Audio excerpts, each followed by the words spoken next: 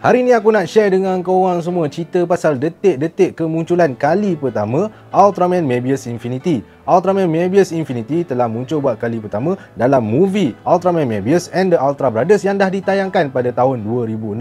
20 tahun sebelum kedatangan Ultraman Mebius ke bumi, 4 Ultra Brothers ni iaitu Ultraman, Ultra Seven, Ultraman Jack dan juga Ultraman Ace sedang berlawan dengan seekor raksasa yang bernama Yukilosaurus. Yukilosaurus ni sebenarnya adalah seekor raksasa ciptaan alien Yapul, tapi alien Yapul ni telah bergabung dengan raksasanya sendiri dan menyebabkan Yukilosaurus ni memang susah gila nak dikalahkan. Okey, 4 Ultraman ni telah berlawan dari angkasa lepas melarat sampai ke bumi, dan bila sampai kat bumi diorang berada di perairan laut Kobe kalau tak silap aku, dan kemudian 4 Ultraman ni diorang ni rasa bertanggungjawab untuk melindungi bumi. Jadi apa yang diorang buat, sebab Yukilosaurus dah ada kat Kobe tu, apa yang 4 Ultraman ni buat, diorang telah menggunakan semua tenaga diorang untuk mengurung Yukilosaurus dan alien Yapul tu di dalam lautan Kobe. Tapi akibat menggunakan semua tenaga tu, 4 Ultraman ni tidak boleh lagi bertukar menjadi makhluk Ultra. Jadinya diorang ni telah berada dalam bentuk manusia diorang, dan diorang pun tinggal kat bumi dan bekerja sama macam manusia normal kat bumi. Ada yang jadi tukang masak, ada yang jadi jurulatih go-kart. 20 tahun kemudian Ultraman Mebius telah muncul kat bumi, dan masa tu Ultraman Mebius ni dalam human form dia ialah Mirai Hibino, di mana Mirai Hibino ni bekerja dengan pasukan pertahanan yang bernama Geist. Okey, Mirai Hibino ni telah diarahkan untuk melakukan siasatan di Kobe. Sebabnya diorang mendapat laporan yang lautan kat Kobe tu ada berlaku perkara-perkara yang ganjil. Jadi Mirai Hibino telah diarahkan untuk pergi ke sana. Sampai je kat Kobe, Mirai Hibino telah berjumpa dengan seorang perempuan yang bernama Aya Ginguji, tapi kita panggil Aya je lah. Aya ni adalah seorang pakar dalam bidang lautan. Semasa berada di Kobe juga, Mirai telah melihat Ultra Sign yang dihantar oleh Ultraman Zofi, di mana Zofi mengatakan bahawa ada satu perikatan alien jahat yang dipanggil sebagai Alien Union yang sedang mencuba untuk membebaskan alien Yapul dan juga Yukilosaurus daripada kurungan yang telah dibuat oleh Ultra Brothers. Ultra Sign tu juga telah dilihat oleh Ultra Brothers yang telah berubah menjadi bentuk manusia lah. Alien Union ni terdiri daripada 4 ekor alien, iaitu Alien Tempera, Alien Guts, Alien Knuckle dan juga Alien Zarab. Kemudian si Alien Tempera ni dia ingatkan Ultraman Mebius ni lemah dan cikai je lah. Jadi dia telah bertindak terburu-buru dengan menyerang bandar Kobe demi untuk memancing ataupun mengumpan Ultraman Mebius supaya keluar. Mirai bila dah tengok Alien Tempera cuba untuk memusnahkan bandar Kobe, dia pun muncullah sebagai Ultraman Mebius. Tapi malang bagi Alien Tempera, rupa-rupanya Ultraman Mebius ni bukanlah tandingan buatnya apabila Ultraman Mebius berjaya mengalahkan Alien Tempera dengan sangat mudah. Tapi tanpa Alien Mebius menyedari, rupa-rupanya Alien Zarab, Alien Guts dan Alien Knuckle dah ambil data Ultraman Mebius untuk melakukan sesuatu perkara. Apa benda yang diorang buat? Itu aku akan cerita lepas ni. Tapi sebelum aku sambung cerita aku ni, aku nak tanya kat korang semua, korang teringin tak nak pakai cincin yang lain daripada orang lain, yang warna batu biru dia nampak mewah dan eksklusif? Apa kata korang tempah cincin batu biru Tanzanite Silver 925 daripada Arden Jewellery? Diorang ni tengah buat promosi set cincin couple sekarang. Ada diskaun RM30 weh. So kalau korang nak, kalau korang tengok video aku ni dekat Facebook, aku ada letak link kat ruangan komen. Kalau korang tengok kat YouTube, aku ada letak link kat ruangan description. Dan kalau korang tengok video ni kat TikTok, aku ada letak link kat ruangan bio. So tunggu apa lagi? Kliklah link tu sekarang. Alright, kita sambung balik dengan cerita kita. Selepas beberapa ketika, Aya telah ditangkap oleh Alien Zarab, dan kemudian Alien Zarab ni telah menyamar sebagai Aya. Dan pada waktu dia berjumpa dengan Mirai, Alien Zarab ni telah memberi minuman kepada Mirai, dan bila Mirai minum, Mirai terus jatuh sakit. Rupa-rupanya yang dia minum tu adalah racun.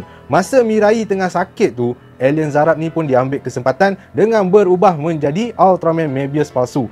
Itulah data-data yang telah diambil oleh Alien Zarab masa Mebius berlawan dengan Alien Tempera, di mana tujuan dia ialah untuk dia gunakan supaya dia boleh bertukar menjadi Ultraman Mebius palsu. So, bila Alien Zarab ni dah bertukar menjadi Alien Mebius palsu, dia pun telah menyerang bandar Kobe dengan tujuan supaya manusia-manusia kat bandar Kobe tu tak percaya kepada Ultraman Mebius. Tapi Mirai ni walaupun dia dah sakit-sakit tu, dia gagahkan diri dia juga untuk bertukar menjadi Ultraman Mebius. Jadi berlawanlah Ultraman Mebius yang real dengan Ultraman Mebius yang palsu. So alien Zarab yang jadi Ultraman Mebius yang palsu ni, dia ingatkan dia boleh kalahkan Ultraman Mebius yang sebenar. Tapi Ultraman Mebius yang sebenar ni, walaupun tengah sakit-sakit ni, dia berjaya memusnahkan alien Zarab. Ultraman Mebius pun masa tu ingatkan dia dah menang dia dah menang lawan dengan alien Zarab, so dia ingat dia boleh relax Sekali tiba-tiba muncul alien Guts yang menyerang dia dari belakang.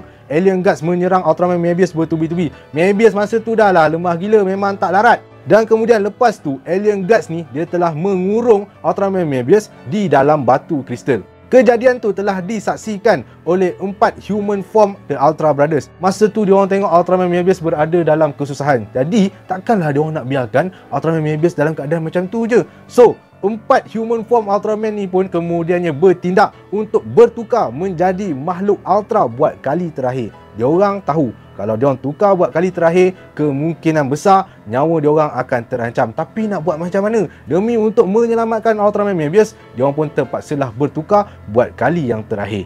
So The Ultra Brothers daripada human form ni pun diorang bertukarlah menjadi Ultraman, Ultra 7, Ultraman Jack dan juga Ultraman Ace. Sebelum nak menyelamatkan Ultraman Mebius tu, 4 Ultra Brothers ni berlawan dulu dengan alien Knuckle dan juga alien Guts. Dan bila diorang berjaya kalahkan Knuckle dan juga Guts ni, barulah diorang pergi selamatkan Ultraman Mebius, barulah diorang bebaskan Mebius tu daripada batu kristal. Tapi rupa-rupanya 4 Ultra Brothers tu dah termasuk dalam perangkap. Alien Knuckle dan alien Guts ni sebenarnya diorang belum musnah lagi, diorang cuma pura-pura diorang kalah. Dan kemudian pada waktu tu diorang mengurung pula 4 Ultra Brothers tu dalam batu kristal. Tujuan dia ialah untuk menggunakan kuasa keempat-empat Ultra Brothers tu untuk membebaskan alien Yapul dan Yukilosaurus daripada kurungan yang dibuat oleh 4 Ultra Brothers tu. Selepas alien Knuckle dan alien Guts menggunakan kuasa 4 Ultra Brothers tu, diorang akhirnya berjaya membebaskan alien Yapul dan juga Yukilosaurus.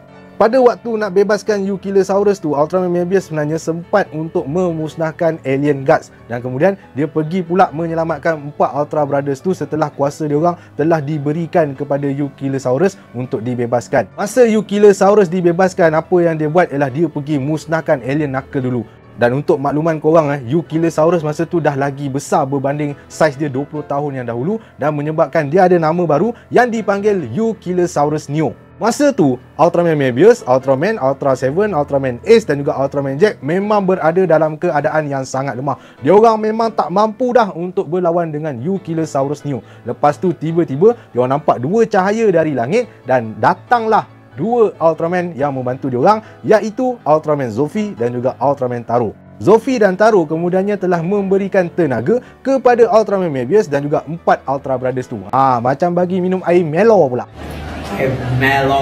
Dan bila Ultra Brothers dan juga Ultraman Mebius ni dah kembali kuat, diorang pun bersama-sama menyerang Yukilosaurus Neo. Masa Ultraman Mebius nak menembak menggunakan sinaran dia, sekali dia perasan kristal kat dahi Yukilosaurus Neo tu ada ayah. Ayah ni dia dah ditangkap oleh alien Zarab dan kemudian telah diletakkan dalam kristal Yukilosaurus Neo. Jadi Mebius telah mengarahkan semua Ultra Brothers untuk tidak lagi menyerang Yukilosaurus Neo sebab dia nak selamatkan ayah yang berada dalam kristal tu. Masa tengah duk fikir macam mana nak selamatkan ayah tu, tiba-tiba Ultraman Mebius kena tembak dengan Yukilosaurus Neo dan menyebabkan dia jatuh ke tanah lah. Dan bila dia jatuh kat tanah ni, Yukilosaurus Neo nak kepit Ultraman Mebius tu, tapi nasib baik Mebius sempat tahan. Dan bila Mebius tahan penyempit tu, rupa-rupanya Yukilosaurus Neo nak tembak dia pula dengan satu tembakan yang sangat kuat.